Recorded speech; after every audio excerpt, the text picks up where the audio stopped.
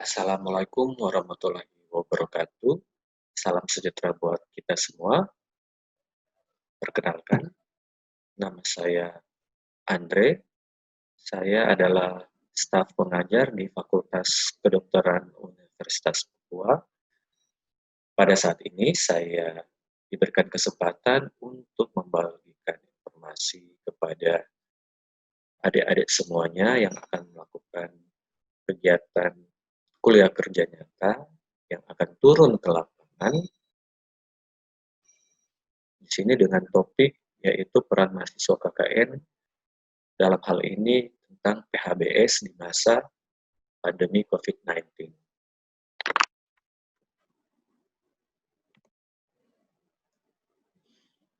Kita tahu kalau kesehatan merupakan hal yang sangat penting dalam kehidupan kita. Kita bisa produktif, masyarakat bisa produktif, bisa bekerja, itu harus memiliki modal sehat.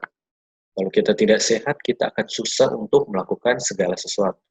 Mau belajar, mau bekerja, mau melakukan apapun, kalau tidak sehat, tidak akan maksimal. Dan malah akan merugikan diri sendiri. Jika diteliti, ternyata perilaku masyarakat itu merupakan salah satu penyebab terbesar masalah kesehatan.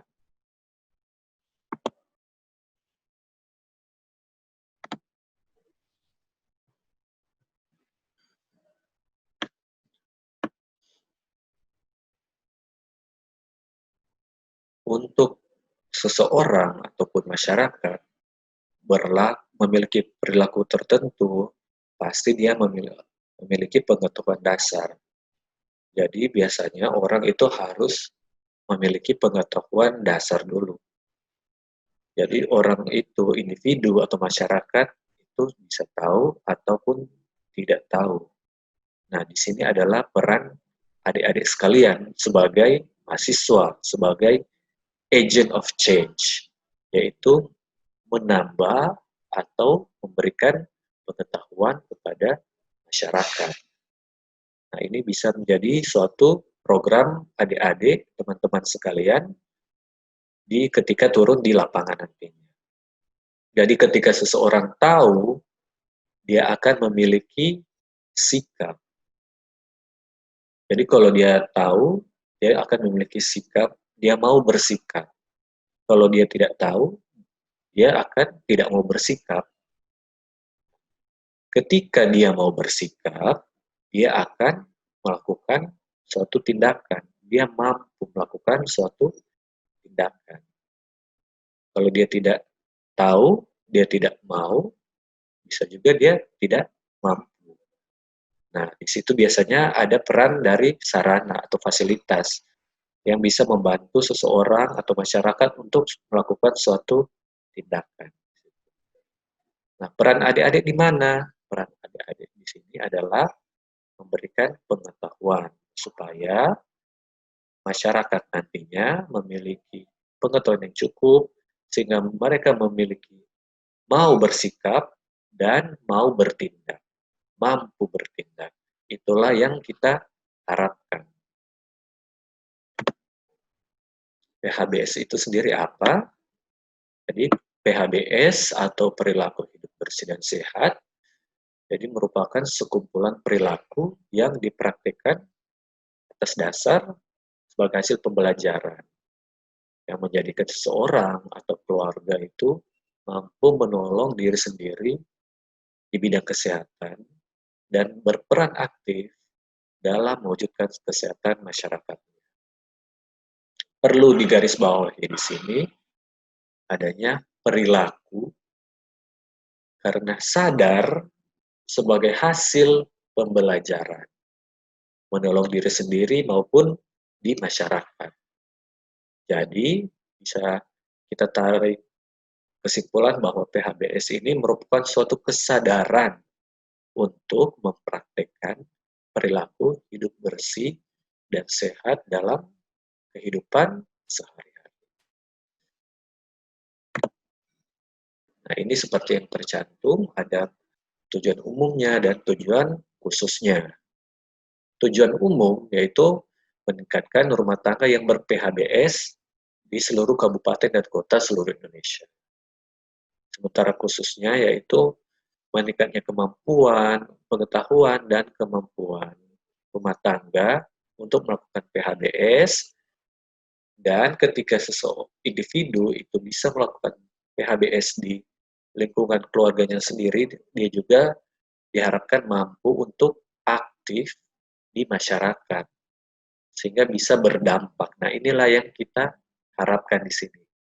Jadi, selain untuk individunya sendiri, untuk lingkungan keluarga kecilnya, juga dia aktif kepada di lingkungan masyarakat, jadi berdampak kepada masyarakat. Nah, ini adalah beberapa contoh bidang PHBS yang bisa kita sasar. Mungkin adik-adik di sini nanti ketika turun di lapangan ada banyak program dari berbagai bidang, ada bidang perikanan, pertanian, kesehatan, dan lain-lain. Itu bisa disesuaikan apa yang kira-kira bisa mampu dilaksanakan ketika turun ke lapangan nantinya. Tentunya kita survei dulu mana yang bisa kita kerjakan dan mana yang tidak. Dan tentunya bisa diharapkan berkoordinasi dan berkolaborasi dengan seluruh elemen masyarakat. Tentunya bukan adik-adik sendiri yang bekerja di sini. Jadi kita minta kerjasama antar semua pihak. Nah, di sini ada beberapa bidang mungkin yang bisa adik-adik atau teman-teman pertimbangkan di sini. Misalnya di bidang gizi dan farmasi.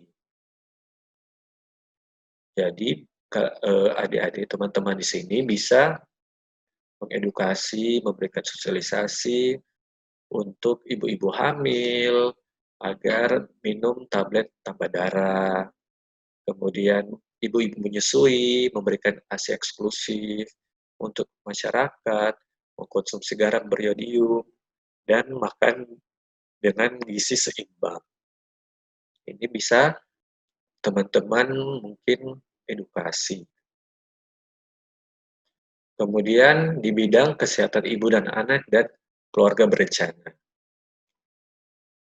Nah, ini bisa untuk bekerja sama dengan puskesmas atau posyandu, jadi bisa edukasi agar ibu-ibu yang hamil untuk rutin memeriksakan kehamilan, kemudian agar persalinan ditolong oleh tenaga kesehatan, karena kita tidak pernah tahu komplikasi apa yang akan terjadi saat kita hamil, jadi ada baiknya kalau persalinan kita nanti ditolong oleh tenaga kesehatan. Kemudian untuk bayi-bayi atau balita ditimbang secara reguler dan imunisasi. Ini mungkin bisa berkoordinasi atau bekerja sama dengan programnya puskesmas, posyandu. Ya. Kemudian di bidang penyakit dan kesehatan lingkungan, nah ini mungkin bisa adik-adik melakukan program bekerja sama dengan aparat desa atau aparat di kampung ya.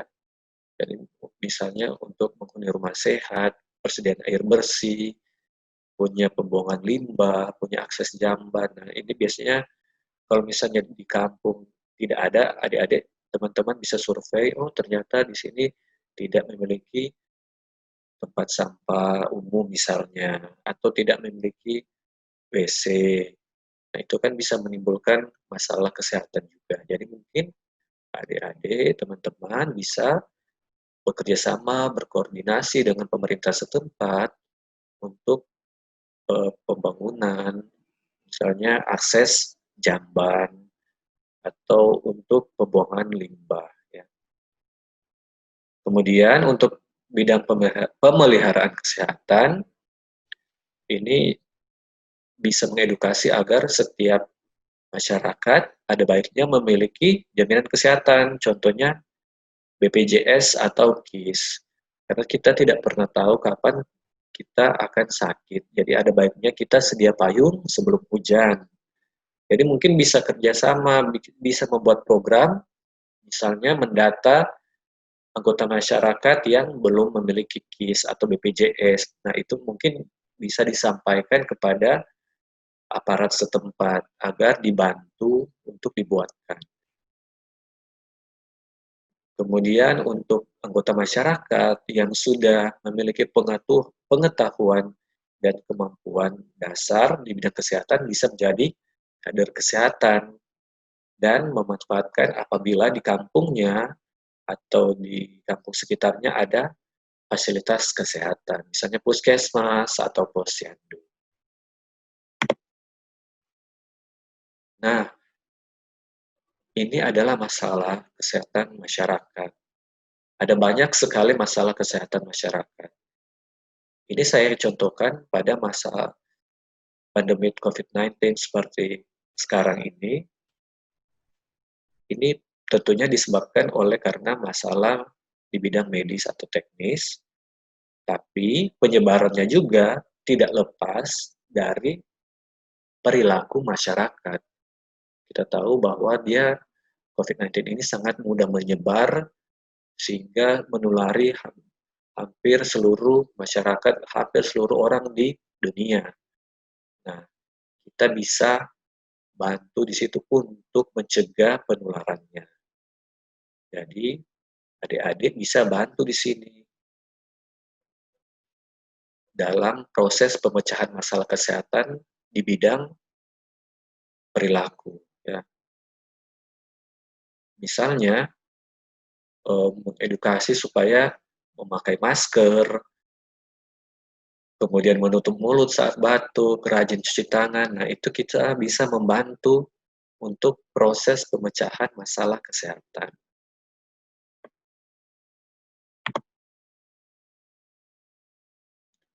Ini merupakan 10 indikator PHBS di rumah tangga.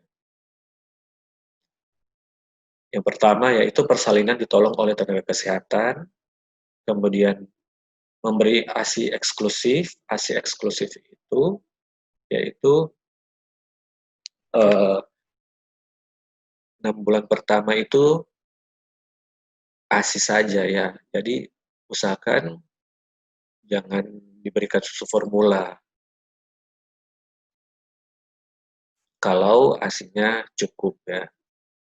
Kemudian menimbang bayi dan balita secara teratur, kemudian menggunakan air bersih, mencuci tangan dengan air bersih dan sabun, menggunakan jamban sehat, memberantas jentik nyamuk, makan buah dan sayur, berolahraga, dan tidak merokok.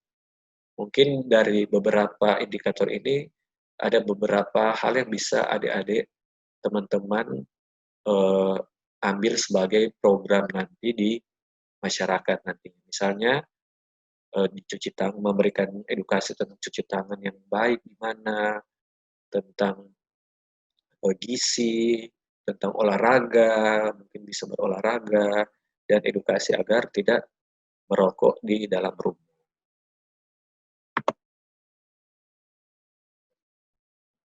Tentang cuci tangan, kita bisa cuci tangan dengan menggunakan air dan sabun ataupun dengan menggunakan hand sanitizer atau hand rub ya,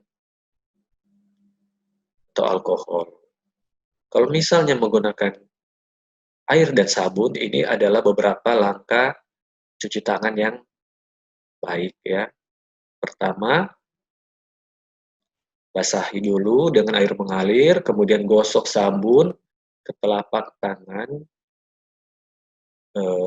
ke punggung dan sela-sela jari, kemudian bersihkan juga, jangan lupa bersihkan bagian bawah kuku, kemudian baru dibilas dan dikeringkan. Kalau misalnya menggunakan alkohol atau hand sanitizer, nah ini ada beberapa langkah, ada 7 langkah ini. Jadi pertama, kita gosokkan kedua tangan hingga merata. Gosokkan, kemudian kita gosok punggung tangan, kemudian kita gosok sela-sela jari tangan, kemudian kita gerakan mengunci, kemudian diputar, kemudian kuku. Nah, ini kan edukasinya sudah banyak ya, ada dalam bentuk brosur, ada bentuk juga video, bahkan ada lagu bahkan. Nah, itu mungkin bisa eh, kita sosialisasikan atau kita sering-sering dengarkan kepada masyarakat agar menjadi suatu kebiasaan ya untuk diri kita sendiri dan untuk masyarakat juga. Jadi bisa jadi program misalnya sosialisasi edukasi cara cuci tangan yang baik dan benar. Nah, di sini mahasiswa sebagai agent of change, agen pembangunan juga tentunya kita eh, dituntut untuk berpartisipasi. Semua masyarakat dituntut untuk berpartisipasi dalam rangka mencegah, memutus mata rantai penyebaran COVID-19. Apa yang bisa kita lakukan? Yang bisa kalian lakukan di sini adalah memberikan edukasi agar masyarakat tadi memiliki pengetahuan dasar, mau bersih, eh, mau bersikap dan mampu bertindak. Nah, itu yang kita harapkan. Nah, ini adalah misalnya contoh PHBS di misalnya kita di dalam rumah. Ini bisa disosialisasikan. Tadi cuci tangan, konsumsi eh, gizi seimbang, menggunakan jamban bersih dan sehat, olahraga, buang sampah pada tempatnya, tidak merokok, membersihkan lingkungan, hindari stres, dan cukup istirahat. Ya, cukup istirahat di sini kalau boleh sekitar 7 jam ya, sekitar 7 jam untuk istirahat. Apabila kita harus bekerja atau beraktivitas di luar rumah atau masyarakat itu harus bekerja di luar rumah, kita bisa memberikan edukasi agar tetap rajin cuci tangan, kemudian menerapkan social distancing atau lebih tepatnya physical distancing ya. Saya lebih prefer physical distancing. Kalau sosial sih tetap kita harus berinteraksi secara sosial, tapi kita harus menjaga jarak ya minimal 1 meter supaya tidak tertular, mencegah penularan ya. Kita tidak tahu orang tersebut atau orang di samping kita, kiri kanan kita eh, terjangkit virus COVID-19 atau tidak. Nah, jadi untuk amannya kita menjaga jarak dulu ya. Kemudian mencegah, menghindari agar menyentuh menyentuh wajah. Kenapa dia harus dihindari? Karena virus tersebut, virus COVID-19 itu menular, dia masuk, cara masuknya itu melalui hidung, mulut, dan selaput kemudian mata. Jadi ada baiknya kalau memang jangan dipegang-pegang supaya tidak tertular. Ya. Dan menggunakan masker kemanapun kita berada. Ya. Supaya kita tidak tertular dari orang lain ataupun kita atau masyarakat tidak menularkan kepada orang lain. Kemudian apabila sudah melakukan aktivitas di luar rumah, ketika akan kembali ke rumah masing-masing, ini bisa juga diedukasikan. Atau misalnya